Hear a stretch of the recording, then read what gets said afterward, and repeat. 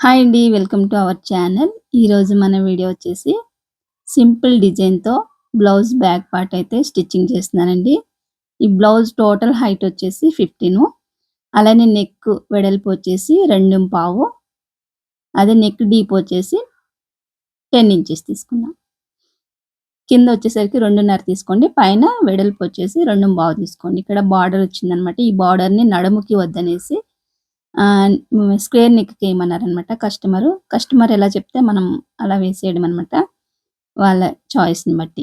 ఇక్కడొచ్చేసి ఎలాగో బార్డర్ వేస్తున్నాం కాబట్టి, ఇక్కడ స్క్వేర్ నెక్‌ని రాంగ్ సైడ్ స్టిచ్ చేస్తున్నాను.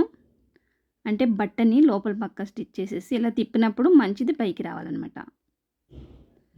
ఇట్లా చుట్టూ కూడా కుట్టేసుకున్న తర్వాత ఇక్కడ చిన్న చిన్న ఇలా ఘాట్లు పెట్టుకోండి. ఇప్పుడు ఇలా తిప్పినప్పుడు మనకి మంచిది పైకొస్తుందనమాట. ఇప్పుడు దీనిపైన ఒక అనుగుడు స్టిచ్ అయితే వేసేస్తున్నాను. ఎప్పుడైనా మనం బార్డర్లు కానీ లేస్లు కానీ వేస్తున్నాము ఇలా స్క్వేర్ నెక్ అన్నప్పుడు ఇలా టర్న్ చేసేసుకోండి. మళ్ళీ ఎమ్మింగ్ లేకుండా ఈజీ అయిపోద్ది అనమాట పని అంతా కూడా.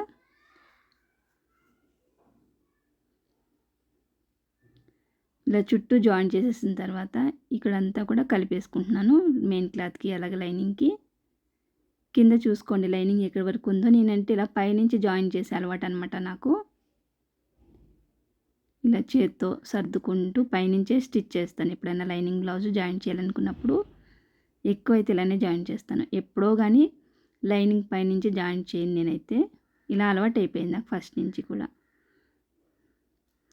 ఇలా జాయింట్ చేసిన తర్వాత ఎక్స్ట్రా పీస్ అంతా కూడా తీసేస్తున్నాను ఇక్కడ.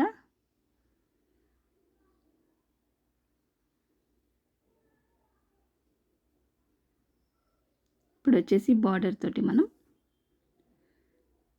అటు ఇటు చిన్నగా మలిచి కుట్టండి. మలిచి కుట్టిన తర్వాత ఇప్పుడు ఇది వచ్చేసి శారీలో పీస్ కొంచెం తీసుకున్నాను. ఇది వచ్చేసి శారీ అనమాట. ఈ కలర్లో ఉంది. ఒక 2 ఇంచెస్ వెడల్పు తీసుకున్నాను. దాన్ని మలిచేసి ఇట్లా టర్న్ చేసేస్తున్నాను.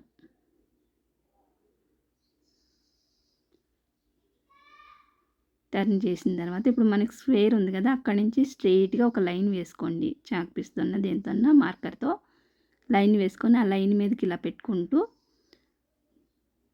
స్టిచ్ వేసేసుకోండి ఒక 1/2 ఇంచ్ గ్యాప్లో.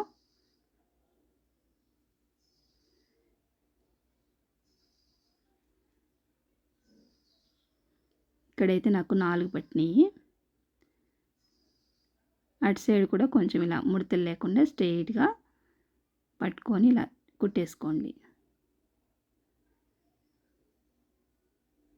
లూజ్ లేకుండా కొంచెం టైట్గా ఇలా లాగి కుట్టండి. మరీ లాగద్దు, మళ్ళీ ముడత వచ్చేస్తుంది మధ్యలో. ఈ ఎక్స్ట్రా ఉన్నాయి కట్ చేసేసుకోండి. ఇప్పుడు దీనిపైనుంచి మనం బార్డర్ వేసుకుందాము. బార్డర్కి ఆల్రెడీ మనం చిన్నగా మలిచి కుట్టుకున్నాం కదా, ఇంకా డైరెక్ట్ ఇలా పెట్టేసుకుంటూ కుట్టేసుకోవడమే.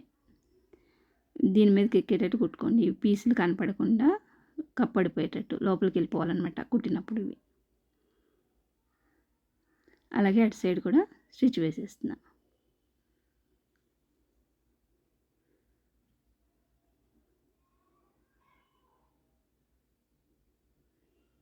ఇలా కుట్టేసిన తర్వాత ఇంకో సైడ్ స్టిచ్ వేయకుండా ఇంకొక బార్డర్ ఉంది కదా, దాన్ని దీనిపైనకి ఎట్టేసి కుట్టేసేసేయండి.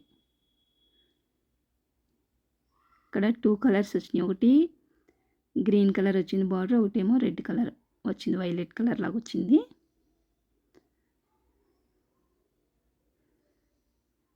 ఇటు సైడ్ కూడా అంతే సేమ్.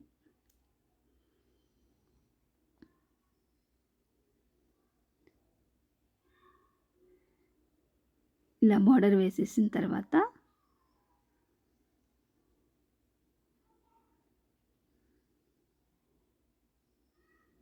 ఈ మధ్యలో వాటిని కుట్టాలన్నమాట. ఇలా దగ్గరికి చాక్లెట్ షేప్లో ఇలా కుట్టేసుకోండి అన్నీ కూడా. కుట్టేసి పైన ఒక పూస ఏదన్నా కొంచెం పెద్దగా ఉండేది పెట్టుకోండి. ఇక్కడ నాకైతే ఇప్పుడు ఇంట్లో చిన్నవి ఉన్నాయి, అవే పెడుతున్నాను. రెడ్ కలర్ పెట్టుకుంటే దీనిపైన సూపర్ కనిపిస్తాయి అన్నమాట. అన్నీ కూడా ఇదే విధంగా కుట్టేసుకున్న తర్వాత వెనుక డాట్స్ అయితే వేసేస్తున్నాను. ఇలా డాట్లు వేసేసుకున్న తర్వాత ఇప్పుడు నడుం పట్టి వేసేస్తున్నాను. నడుం పట్టి కూర పీస్ తీసుకున్నాను. నేను ఇక్కడ చిన్న చిన్న కుచ్చు పెట్టుకుంటున్నాను. డాట్స్ పైన కుచ్చు పెట్టేసుకొని దీన్ని కిందికి పెట్టేసి లైనింగ్ పైన ఒక స్టిచ్ వేసేసుకుంటున్నాను.